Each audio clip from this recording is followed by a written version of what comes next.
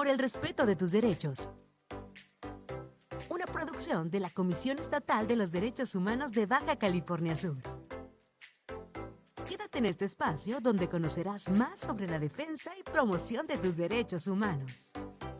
Por el respeto de tus derechos. Comenzamos. Hola, hola, muy buenos días. Es un gusto saludarles y darles la bienvenida a Por el Respeto de tus Derechos, un programa de la Comisión Estatal de los Derechos Humanos de Baja California Sur, en colaboración con el Instituto Estatal de Radio y Televisión de nuestra entidad y llegando cerca de ustedes gracias a la señal de Canal 8 de la 99.1 de FM y 1050 de AM. Muy buenos días, mi nombre es Evelyn Vázquez, me da mucho gusto darles la bienvenida en este martes 27 de enero y también, por supuesto, compartir cámaras y micrófonos con nuestra querida presidenta de la comisión, la maestra Charlyn Ramos. Bienvenida. Muy buenos días, muchísimas gracias por acompañarnos en este martes de Derechos Humanos, donde pueden en este hermoso programa generado gracias a la colaboración con el Instituto Estatal de Radio y Televisión de Baja California Sur, conocer sobre sus derechos humanos, cómo respetarlos, cómo garantizarlos, cómo construir sociedades más justas y equitativas para todas las personas y con un enfoque especial para los grupos de atención prioritaria, en esta ocasión con nuestra ganadora del Premio Estatal de Derechos Humanos, que justamente ha hecho labores extraordinarias para apoyar a las personas con discapacidad en Baja California Sur. En este Premio Estatal de Derechos Humanos que también reconoce el trabajo que se hace hacia adentro en las instituciones y cuando el servicio público se convierte en un puente para la inclusión. Y es por eso que nos acompaña hoy la maestra María Amanda Urbán Domínguez, ganadora del Premio Estatal de Derechos Humanos 2025 en la categoría de personas servidoras públicas. Bienvenida, Amanda, buenos días. Muchas gracias, un gusto estar aquí nuevamente con ustedes para hablar de este tema, el cual yo me siento pues muy agradecida que se pudiera tomar en cuenta el trabajo que vamos haciendo ya hace casi 7 años en la universidad para buscar que sea la educación mucho más equitativa para todas las personas. Claro que sí. Empieza platicándonos cómo viviste todo, desde la postulación, porque te postularon desde tu propio entorno laboral. Sí. ¿Cómo te sentiste y cómo viviste el premio? Pues muy agradecida. Yo ya conocía el premio hace algunos años y bueno, siempre había personas que me decían, sería bueno que entraras para que se viera el programa y todo lo que se hace en el programa. Y entonces fue mi jefa, que es la doctora Ariadna, la responsable de la Coordinación de Responsabilidad Social Universitaria, de donde sale el programa de inclusión, que me dijo, te voy a postular, vamos a ver qué pasa y creo que pues yo muy agradecida con la universidad que primero me dio la oportunidad de empezar con el programa, era algo nuevo que realmente pues ellos y ellas no tenían conocimiento y básicamente me dijeron, confiamos en ti, tú eres la que sabe de eso. Y yo pues empecé desde el principio a buscar ejemplos de otros estados, de otros países y poco a poco hemos podido avanzar. Entonces, primero fue la postulación que dije, bueno, a ver qué pasa y luego cuando me enteré que además también la doctora Ariadna, la cual yo postulé, también ganó, me sentí muy feliz por las dos y fue un festejo muy, muy bonito para las dos porque en realidad hemos trabajado muy de la mano y creo que es sobre todo para darle difusión a lo que estamos haciendo y que sepan estudiantes de prepa, de primaria, que en el momento que ellos quieran ir y tengan alguna discapacidad, sepan que en la universidad vamos a hacer todo lo posible para hacer los ajustes razonables que sean necesarios para que puedan estar en la universidad. Claro que sí, y reconocerte mucho este esfuerzo, porque al final son esfuerzos lo que reconoce el premio. ¿Por qué, Presidenta, es importante reconocer para la Comisión de Derechos Humanos estos refuerzos y no nada más el cargo o la antigüedad o la trayectoria de la persona? Claro, eso como comentas muy bien es claro, no es solo el esfuerzo, porque las personas pueden esforzarse y se esfuerzan mucho para lograr las cosas, pero ese esfuerzo encaminado en el logro de resultados en el servicio público para una labor que no es la obligatoria, o sea, que no es lo que te toca hacer dentro de tu trabajo y para lo cual pues tienes tus obligaciones y tu contrato laboral y demás, sino que es un extra. Es algo para lo que no te pagan, es algo que no está dentro de tus obligaciones laborales y entonces haces ese esfuerzo continuado para lograr lo extraordinario. Uh-huh. Eso es lo que reconoce el Premio Estatal de Derechos Humanos en la categoría de personas servidoras públicas. Cuando creé el premio y esta categoría en particular, evidentemente tenía en mente la Ley General de Víctimas, que indica de manera expresa que el tema de derechos humanos es un tema que tiene que estar tomando en cuenta siempre las personas servidoras públicas para aspirar a un cargo público. Derechos humanos importa en la carrera del servicio público en Baja California Sur, importa en ley.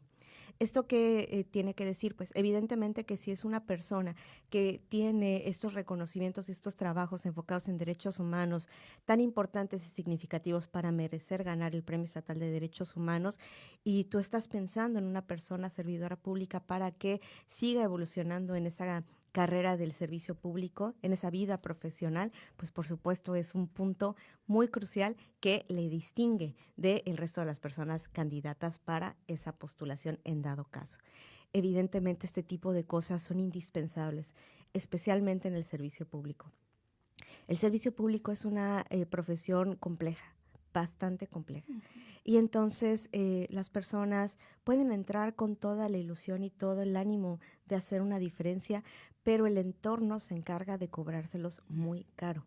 Entonces la persona puede, ante esos retos que los que se va a enfrentar en el camino a construir cambios significativos para la ciudadanía, se va a enfrentar con la decisión de acomodarse al sistema y abandonar esos deseos, esos ánimos, o de luchar contra el sistema para que esos cambios que desea ver en la sociedad y para los cuales se está trabajando se lleguen a buen término, como en el caso de Amanda, que ha logrado cambios tan significativos que espero ahorita nos comparta.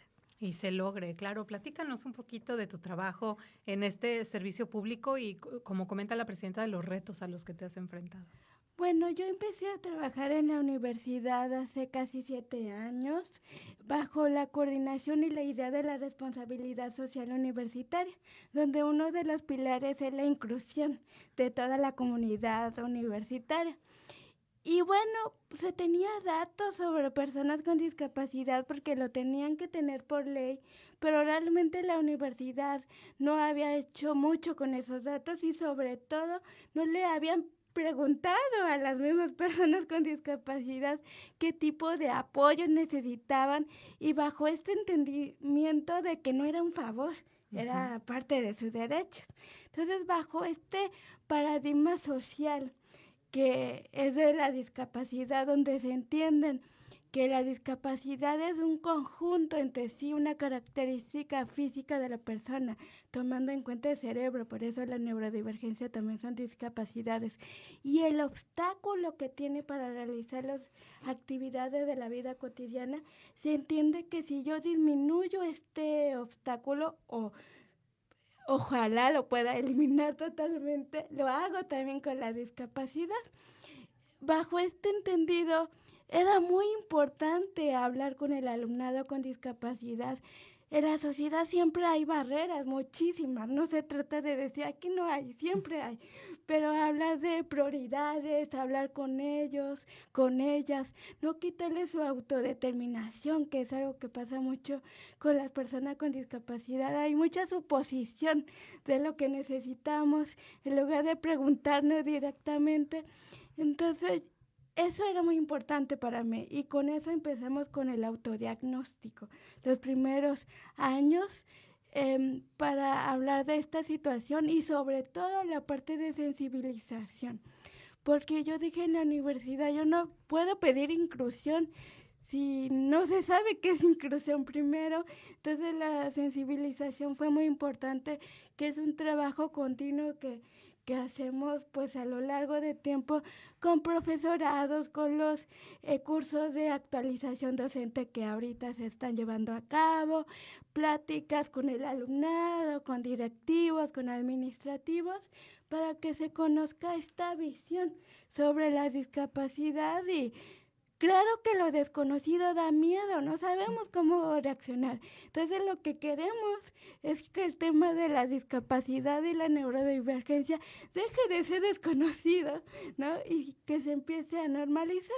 Entonces eso hacemos, damos pláticas, pero también damos una atención especializada psicoemocional al alumnado con algún tipo de discapacidad o neurodivergencia, dando énfasis a la protección de los factores de resiliencia, ¿no? La resiliencia es adaptarte positivamente a tu situación de vida y conociendo también tus recursos y habilidades que tienes para retos futuros.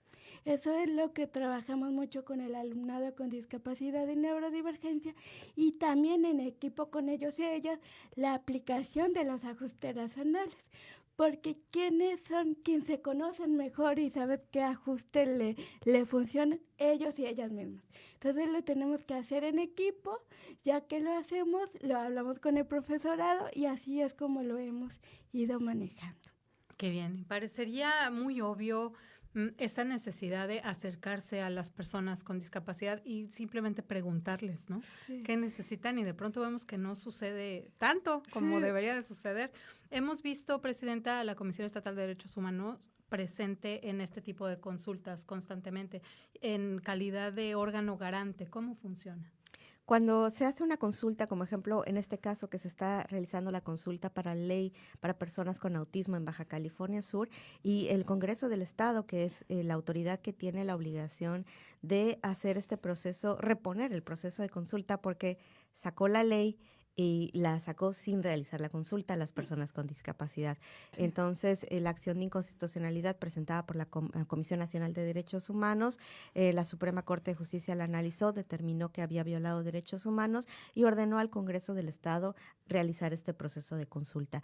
En este proceso estamos en acompañamiento desde la Comisión Estatal de Derechos Humanos para garantizar que las personas que están siendo consultadas, que ese ejercicio de pregunta y de participación ciudadana al interior del Congreso se realice con apego a los derechos humanos, que sea respetuoso o respetuosa, que evidentemente se les permita participar en un espacio sin violencia. Ese tipo de cosas son las que realizamos en ese proceso de consulta, pero además también cuando las personas que están siendo consultadas consideran que no están de acuerdo con alguna de las propuestas, a veces se acercan a la Comisión Estatal de Derechos Humanos para hacernos saber de esos puntos. Por supuesto, nosotros entramos al diálogo con las y los diputados para comentarles lo que está explicando y sintiendo la ciudadanía respecto de una propuesta, otras vías de acción, nuestro propio análisis respecto de eso, y respetamos la decisión soberana que realicen las y los diputados de cada uno de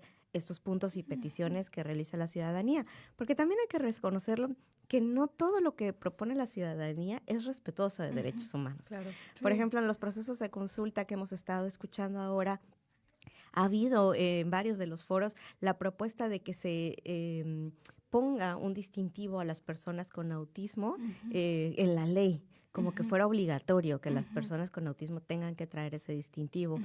Y la intención puede ser buena. La intención es que todo mundo sepa que esa persona tiene autismo y haga los ajustes. Pero la intención no es suficiente en temas de derechos humanos. Te puedo platicar más al regreso del corte. Muy bien, vamos a un corte y regresamos.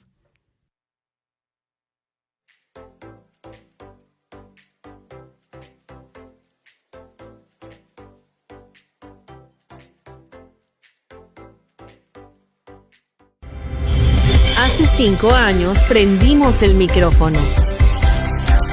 Hoy seguimos aquí, acompañándote todos los días desde Los Cabos.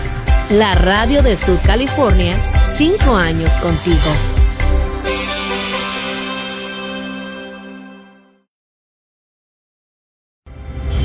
Hace 5 años prendimos el micrófono. Hoy seguimos aquí, acompañándote todos los días desde Los Cabos. La radio de Sud California, 5 años contigo.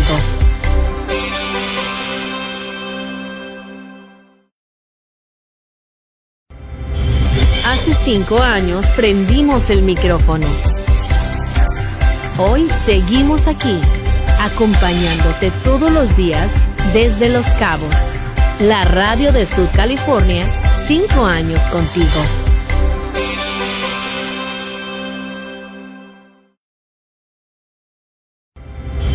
Hace 5 años prendimos el micrófono. Hoy seguimos aquí, acompañándote todos los días desde Los Cabos. La radio de Sud California, 5 años contigo.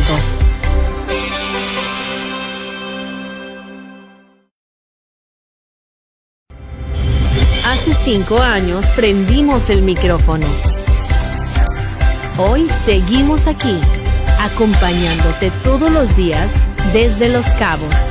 La radio de Sud California, 5 años contigo.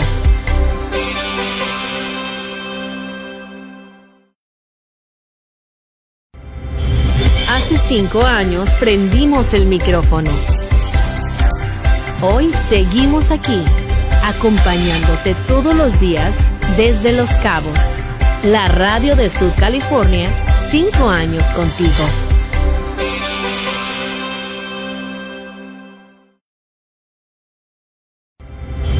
Hace 5 años prendimos el micrófono. Hoy seguimos aquí, acompañándote todos los días desde Los Cabos. La radio de Sud California, 5 años contigo.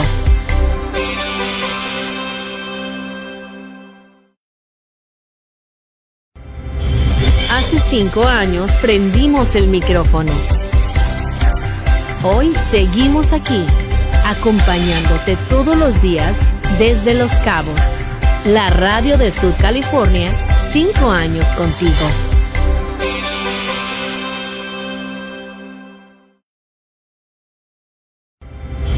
Hace 5 años prendimos el micrófono. Hoy seguimos aquí, acompañándote todos los días desde Los Cabos. La radio de Sud California, 5 años contigo.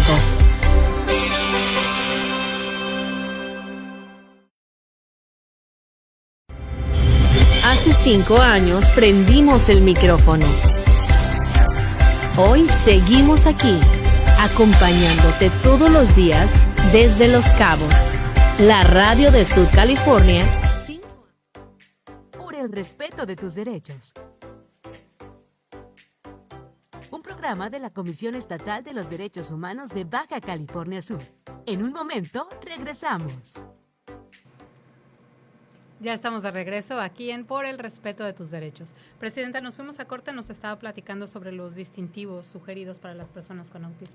Sí, y como decía, aunque la intención sea muy buena, que evidentemente la intención es que las personas al ver el distintivo puedan decir, es una persona con autismo, y entonces puedan ajustar sus comportamientos a ese nuevo conocimiento, ¿no? Que de otra manera no se puede, de manera generalizada, se supone que no se puede ver de inmediato, ¿no? Al menos es lo que se asume. Pero por supuesto esa propuesta no sería respetuosa de derechos humanos, y si las y los diputados se atrevieran a ponerla en una ley, evidentemente se tendría que realizar las acciones de defensa correspondiente, porque implicaría una estigmatización y cargarle la obligación a la persona con autismo de andarse identificando delante de todo mundo. Entonces, esas no son políticas públicas respetuosas de derechos humanos. Entonces, esa es una de las propuestas, por ejemplo, de la ciudadanía, que la autoridad tiene que hacer la revisión y el análisis de cada una de las propuestas. Por eso no es como, tú lo propones, va a la ley de inmediato. Claro que no. Va este proceso de análisis que tiene que realizar las y los diputados del Congreso del Estado cada vez que realizan estos ejercicios, y por supuesto la comisión hacemos el apoyo de garante también. En estos ejercicios nos han solicitado en varias de estas momentos, ¿no? Los que se genera, pues a veces un poco de tensión entre, ¿y por qué mi propuesta no y la de él sí, ¿no?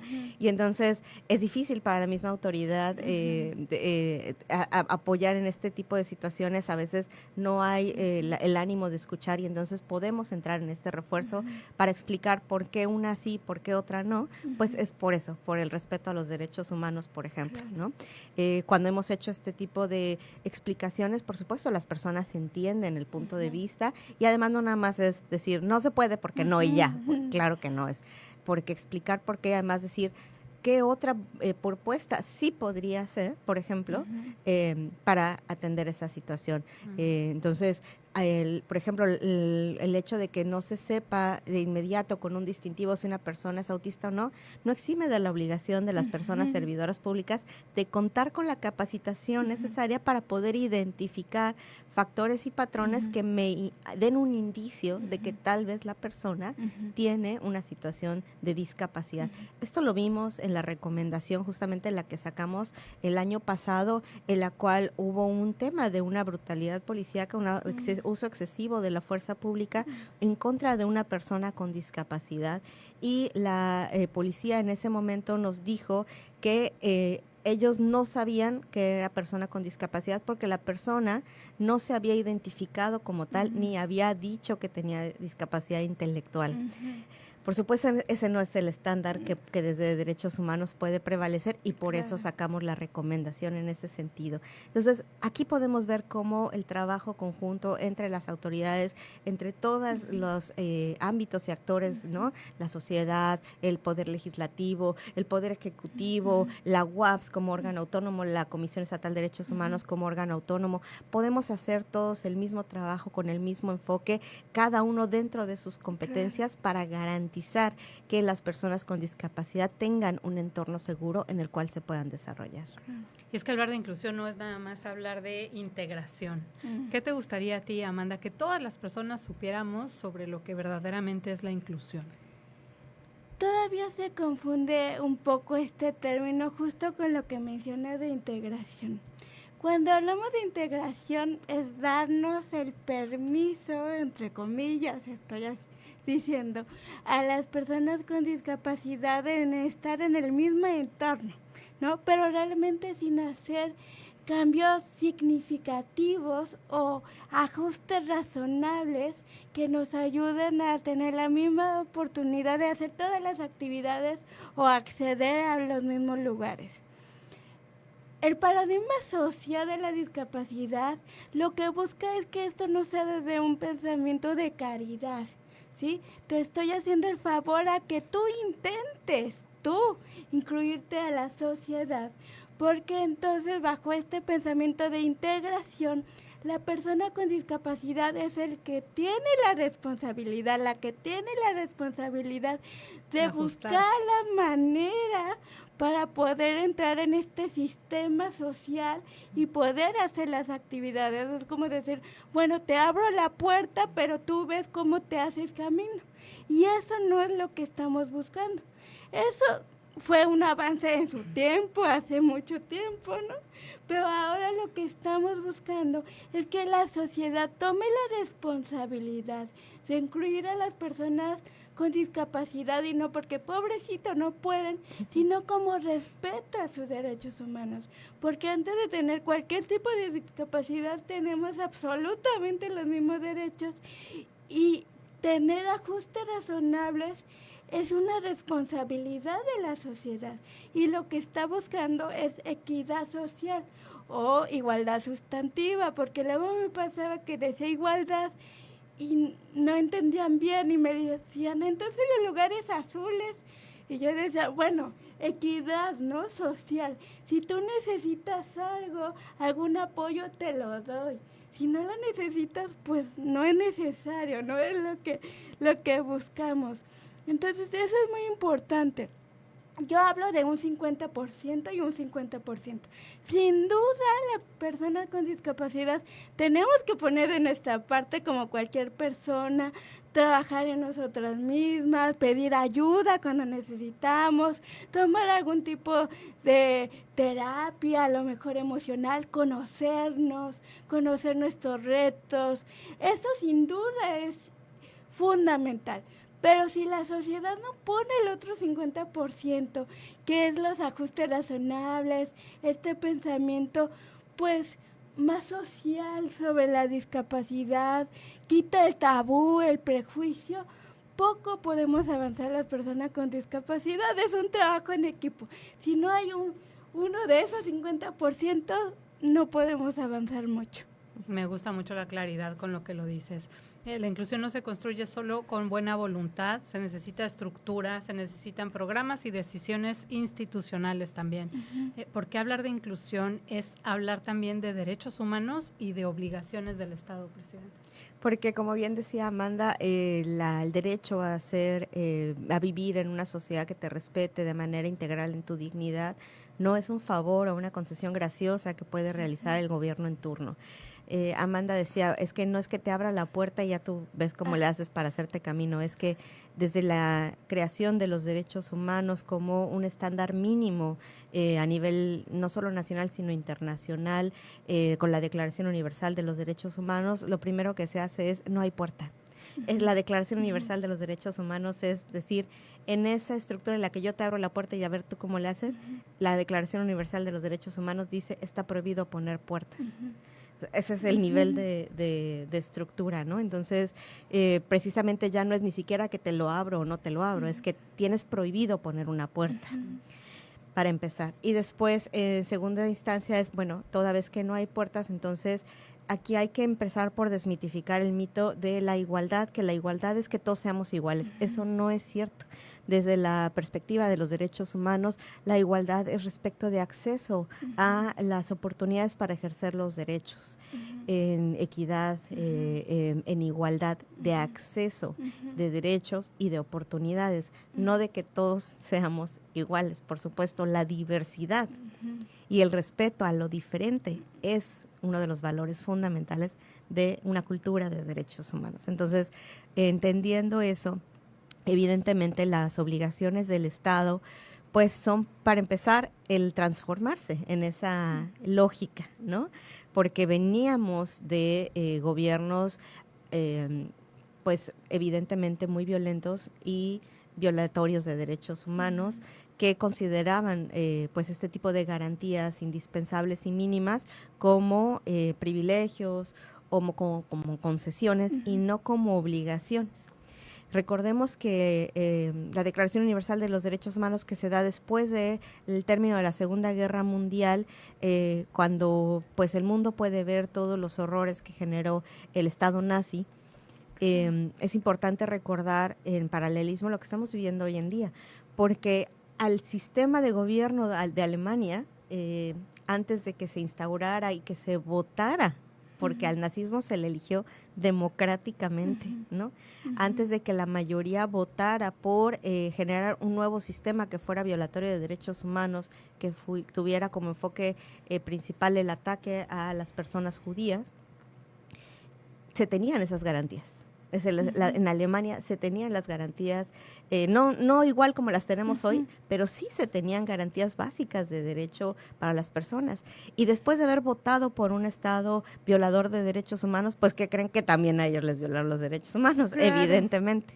Ese es el tipo de cosas que a veces en la ilusión de las personas no queremos identificar, que las decisiones y lo que estamos dispuestos y dispuestas a tolerar en nuestro día a día y lo que estamos aplaudiendo en el daño que se le hace a otra persona, también sería lo que tendríamos que aplaudir en el daño que se nos hace a nosotras mismas, en lo individual. Si no entendemos eso, porque es siempre pensar, es que es nada más para él porque yo no, es el primer error que podemos cometer como sociedad. Y por supuesto, al entrar en esa dinámica, el Estado también cambia. porque el Estado es esta estructura que creamos de manera artificial. Al final del día también son personas que estamos en cada uno de estos puntos y de estas facultades realizando estas acciones, y las podemos realizar siendo respetuosas de la dignidad humana, o las pueden realizar siendo completamente dictadores y violadores de derechos humanos, tanto en lo individual como de manera masiva. Entonces, un Estado que empieza por entender que tiene esas obligaciones y trabajar en el cumplimiento de esas obligaciones, garantizando derechos humanos, tiene justificada su legitimidad, su existencia y su subsistencia. Un Estado que no entienda eso, lamentablemente, sabemos que por la historia tiende a no durar. Y ahí radica también la importantísima forma que tenemos todos de participar, estando informados e informadas de lo que están haciendo. Vamos a un corte y regresamos. Por el respeto de tus derechos. Un programa de la Comisión Estatal de los Derechos Humanos de Baja California Sur. En un momento, regresamos. Hace 5 años prendimos el micrófono. Hoy seguimos aquí, acompañándote todos los días desde Los Cabos. La radio de Sud California, 5 años contigo.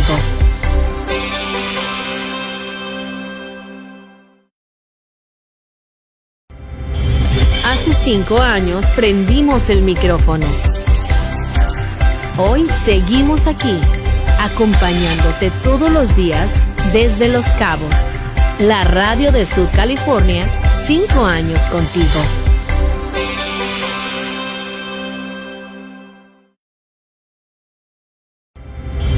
Hace 5 años prendimos el micrófono. Hoy seguimos aquí, acompañándote todos los días desde Los Cabos. La radio de Sud California, 5 años contigo.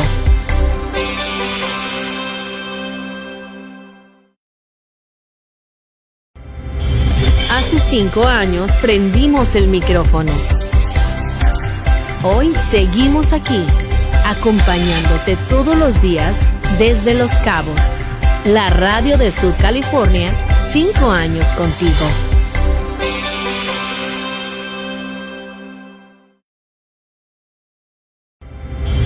Hace 5 años prendimos el micrófono. Hoy seguimos aquí, acompañándote todos los días desde Los Cabos. La radio de Sud California, 5 años contigo.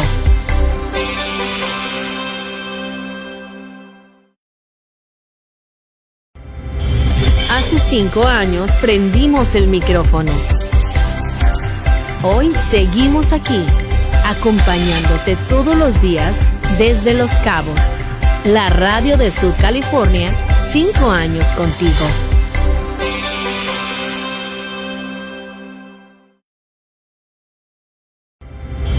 Hace 5 años prendimos el micrófono.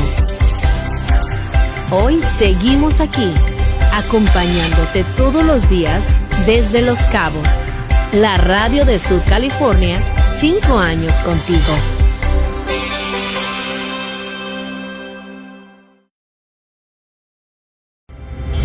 Hace 5 años prendimos el micrófono. Hoy seguimos aquí, acompañándote todos los días desde Los Cabos. La radio de Sud California, 5 años contigo.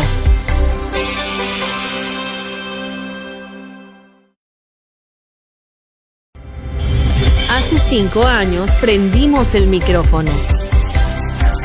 Hoy seguimos aquí, acompañándote todos los días desde Los Cabos. La radio de Sud California, 5 años contigo.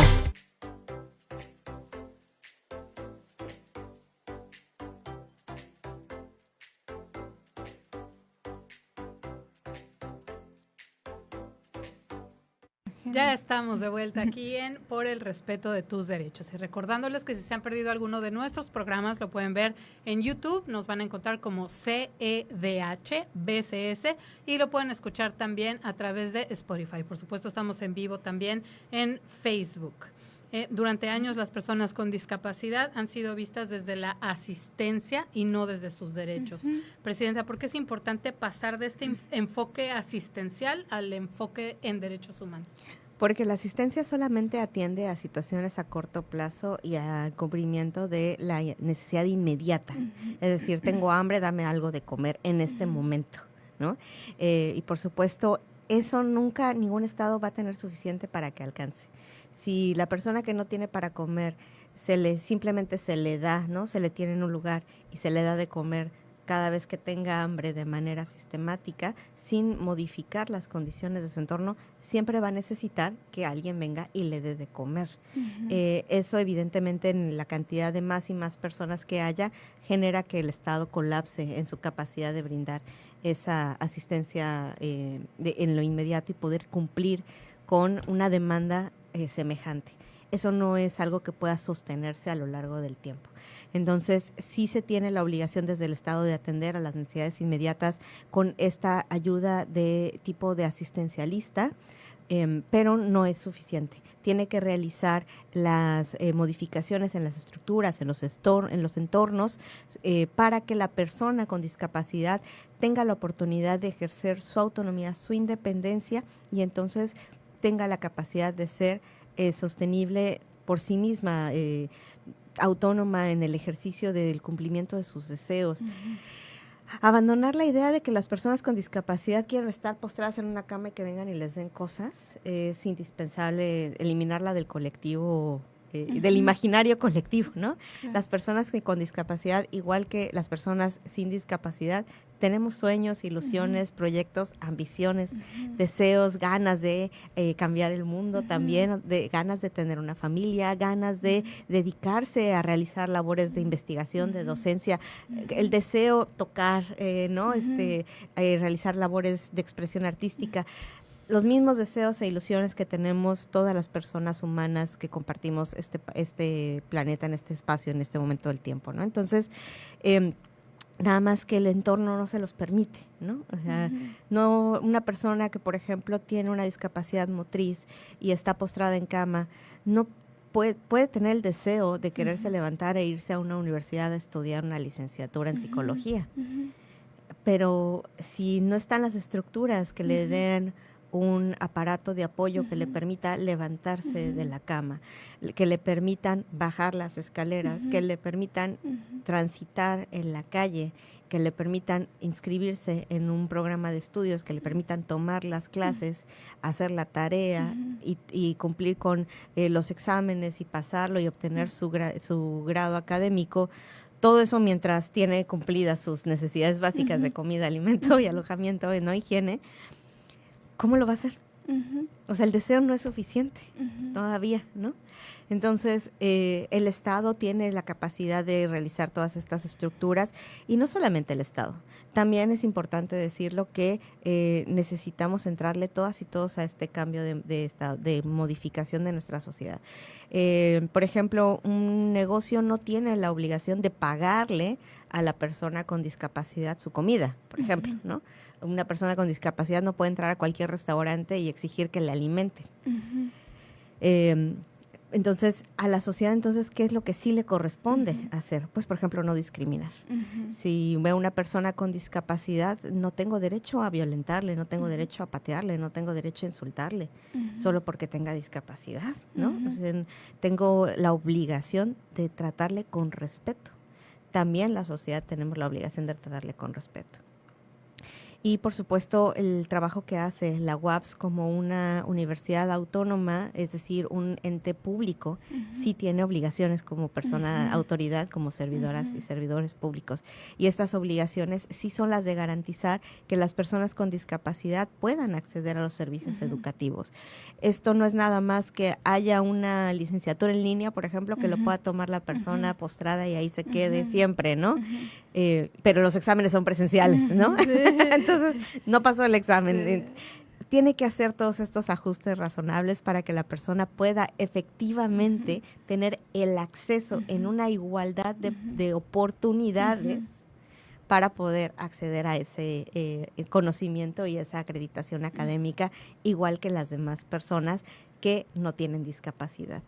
No es nada más el programa de estudios, no es nada más que sea en línea, no es nada más que se hagan los ajustes razonables para el examen. También al final del día las instalaciones tienen que estar adecuadas para que las personas con discapacidad puedan entrar. Ahí es donde estamos en el gran reto ahora para las neurodivergencias. El reto para las personas con discapacidad motriz, socialmente hablando, aunque sabemos que todavía no alcanzamos el ideal, que es que todas las instituciones gubernamentales y todos los espacios públicos sean completamente accesibles con movilidad para todas las personas. Todavía no lo alcanzamos, pero por lo menos sí tenemos una estructura diseñada, ya normalizada, que es, por ejemplo, las rampas. Y los elevadores. Concebir ahora una edificación sin esas medidas de accesibilidad se nos hace una locura, ¿no? Pero en su momento no lo era. En su momento la locura era que quieres que ponga elevadores y rampas. Eso era lo que se consideraba una locura hace un par de años, no tanto tiempo atrás. Ahí estamos ahorita con las neurodivergencias en las que tenemos que desarrollar, les digo yo, de manera simbólica, la rampa para las personas con autismo, ¿no? Tenemos que encontrar soluciones, porque la que tenemos ahorita, que ha sido el tema de las maestros y maestras sombra, no es una solución que vaya a ser sostenible a lo largo del tiempo. Tenemos que encontrar la forma de diseñar nuestros sistemas educativos, las aulas, las escuelas, de tal manera que permitan la inclusión para todas las personas y para todos los retos que enfrentan nuestras infancias, adolescencias y también las personas adultas que están cursando una carrera en dado caso. Pensar también solo en el tema del autismo como uno de los retos de las infancias y adolescencias en las escuelas también es quedarnos muy cortos. Tenemos que entender que hay diversos retos, como por ejemplo las niñas, niños y adolescentes que están lidiando con un hogar que es violento, donde alguno de los padres o madres genera violencia familiar en el entorno familiar. No necesariamente todo tiene que ser discapacidad en el reto para nuestras infancias y adolescencias.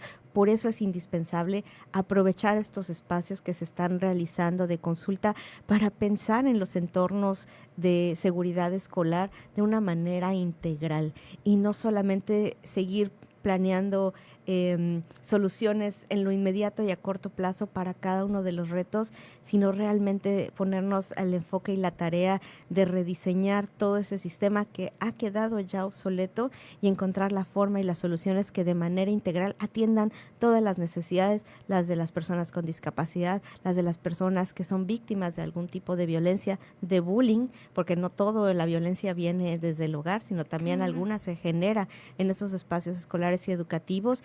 Y pues por supuesto los temas tan importantes como es el tema del sexismo y la discriminación por género también en los espacios educativos. Y ya se está abordando el término de discapacidad emocional, también referente a ello. Y recordemos que podemos violentar, como bien dice Presidenta, por desconocimiento, no nada más porque tengo ganas de violentar a alguien, sino por desconocimiento puedo hacerlo sin querer, sin dolo. Por eso hay que estar informadas y informados. Recordar también que las barreras no las tienen las personas con discapacidad, las enfrentan, pero no es que esas personas las traigan. Amanda, desde tu experiencia, volviendo al tema de la inclusión, muchas veces las miradas y los esfuerzos se van hacia los niños y las niñas, pequeñas, en kinder, en preescolar, en primaria, y ahí es donde están los más grandes esfuerzos para promover la inclusión. Y de repente en la preparatoria y en la universidad ya no se habla del tema. ¿Qué nos platicas al respecto? Es muy importante saber que todas las personas con discapacidad van a pasar por todas las etapas de desarrollo. Y este pensamiento que todavía hay mucho de infantilización incluso, sí, que es capacitista, discriminación hacia las personas con discapacidad, es algo que tenemos que empezar a eliminar. Claro que es muy importante poner atención en las infancias con discapacidad porque ahí puedes entonces sembrar o no más fácil la autoestima, la visión que tengas sobre su discapacidad, pero esos niños y niñas van a crecer. Y no los podemos limitar a un entorno justamente de infantilización o limitarlos de primera base a que no van a pasar de algún nivel que nosotros pensamos que no va a pasar. Es fundamental poner el ojo en los adultos y adultas con discapacidad, en los adolescentes, que es una etapa tan complicada por simplemente ser la adolescencia, y a veces cuando además tienes alguna discapacidad o alguna neurodivergencia que muchas veces no lo tienes consciente o todavía no tienes el diagnóstico de tener. Simplemente sientes que no encajas o no entiendes algunas cosas. Raro. Es muy complicado, y caer en ambiente donde está el estereotipo y el prejuicio, y como tú dices, no es que la persona quiera ofender directamente a una persona con discapacidad, a una persona neurodivergente, pero esos prejuicios, estereotipos están en la cultura y están en los sistemas sociales, estructuras sociales, que nadie nos preguntó si queramos estar, pero ya estamos.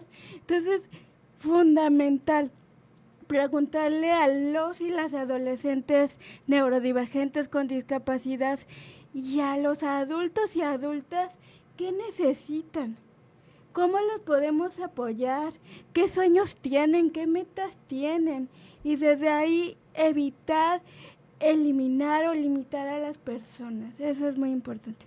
Con esta reflexión nos quedamos, vamos a un corte y regresamos.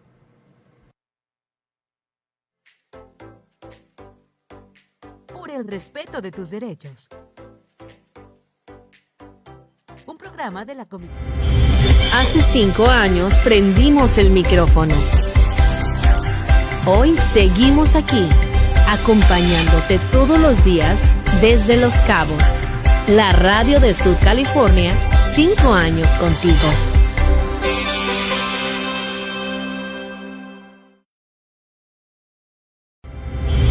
Hace 5 años prendimos el micrófono. Hoy seguimos aquí, acompañándote todos los días desde Los Cabos. La radio de Sud California, 5 años contigo.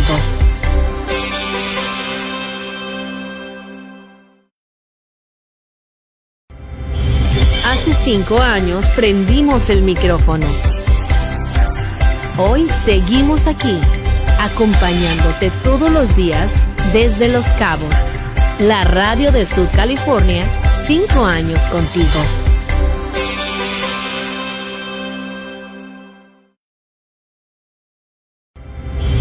Hace 5 años prendimos el micrófono. Hoy seguimos aquí, acompañándote todos los días desde Los Cabos. La radio de Sud California, 5 años contigo.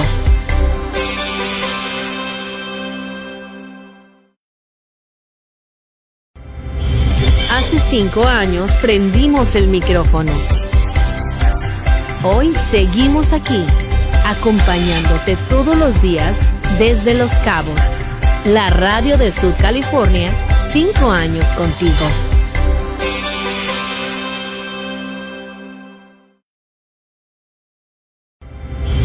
Hace 5 años prendimos el micrófono. Hoy seguimos aquí, acompañándote todos los días desde Los Cabos. La radio de Sud California, 5 años contigo.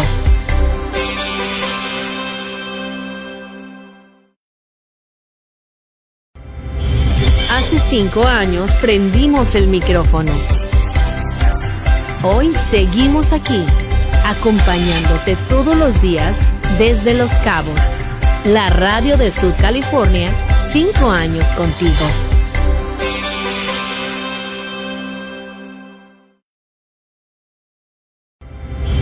Hace 5 años prendimos el micrófono. Hoy seguimos aquí, acompañándote todos los días desde Los Cabos. La radio de Sud California, 5 años contigo.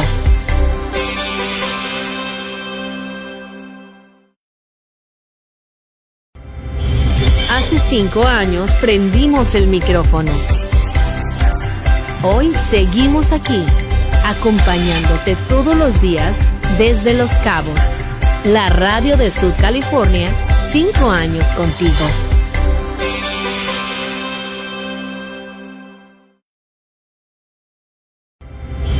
Hace 5 años prendimos el micrófono.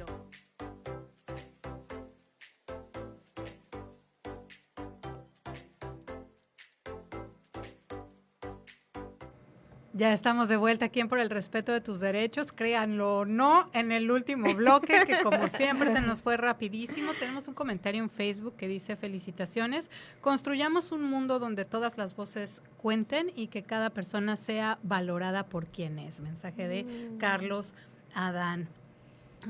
Muchas gracias, Amanda, por acompañarnos hoy. Ganadora del Premio Estatal de Derechos Humanos 2025 en la categoría Personas Servidoras Públicas. Muchas gracias por estar aquí. Muchísimas gracias por la invitación y por crear espacios para hablar de estos temas que son tan importantes, y saben que en todo lo que yo pueda apoyar en este tema siempre voy a estar al pie de cañón para avanzar juntas en este sistema que de repente se complica, pero que siempre hay manera que podemos avanzar un poquito más. Claro que sí. ¿Qué mensaje le das a las personas que no se animaron a postularse este año al premio? Ay, pues que se animen, que vale mucho la pena dar a conocer estos esfuerzos, estas voluntades que de repente pues personas decidimos y para inspirar a otras personas.